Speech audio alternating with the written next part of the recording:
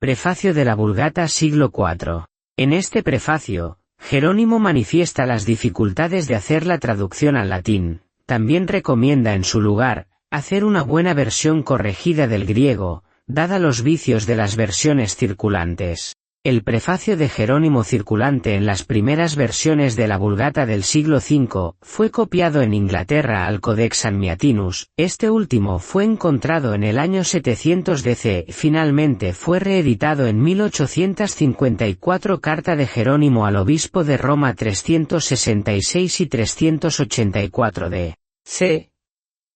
Al bendecido obispo Damaso, Jerónimo.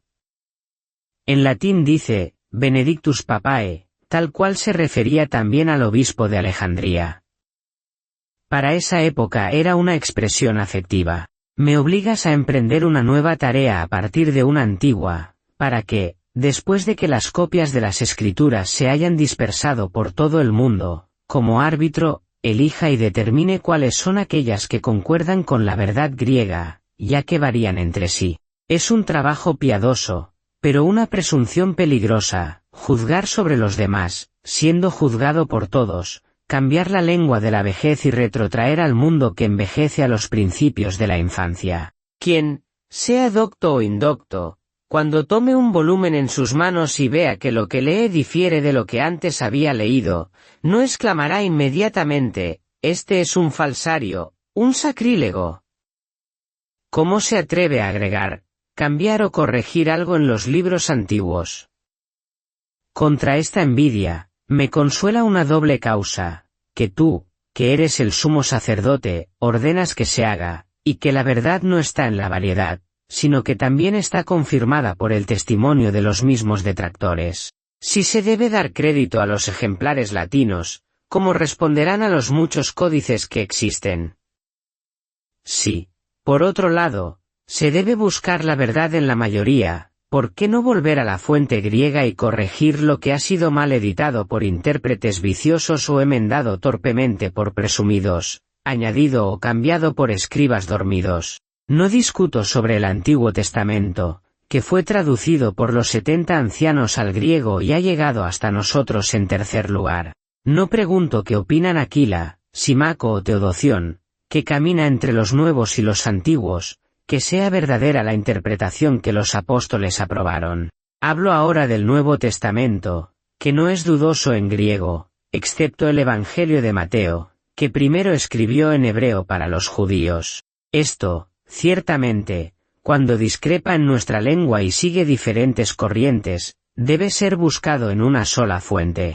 Paso por alto aquellos códices que Luciano y Esiquio han corregido, cuya perversa contenido es afirmado por la opinión de pocos hombres, en los cuales, ciertamente, no les fue permitido corregir el Antiguo Testamento después de los 70 intérpretes, ni les aprovechó corregir el Nuevo, ya que la Escritura, traducida antes a las lenguas de muchas naciones, enseña que son falsas las adiciones. Así que esta breve prefación promete 4 evangelios solamente, cuyo orden es este: Mateo, Marcos, Lucas, Juan, corregidos por la comparación de los códices griegos y también de los antiguos. Para que no discreparan mucho de la costumbre de la lectura latina, los he corregido de tal manera que solo hemos cambiado aquellas cosas que parecían cambiar el sentido, dejando que el resto permanezca como estaba. También hemos expresado los cánones que Eusebio, obispo de Cesarea, siguiendo a Amonio de Alejandría, ordenó en 10 números,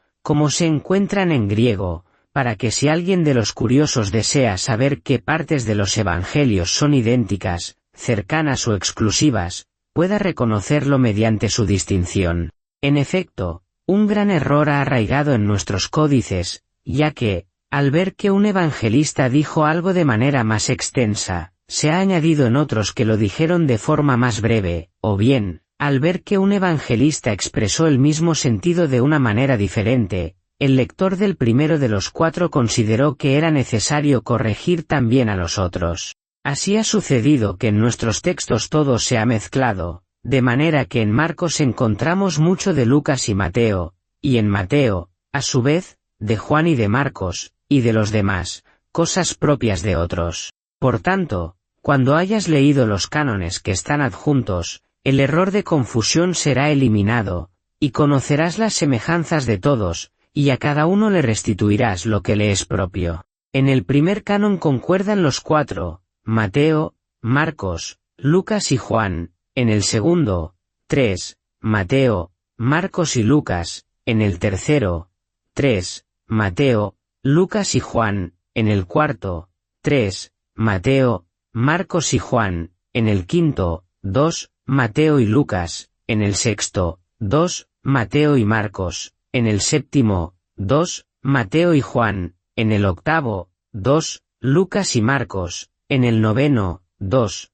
Lucas y Juan, en el décimo. Cada uno contiene lo que no se encuentra en los otros. Cada uno de los evangelios, desde su inicio hasta el final de los libros, sigue un número diferente.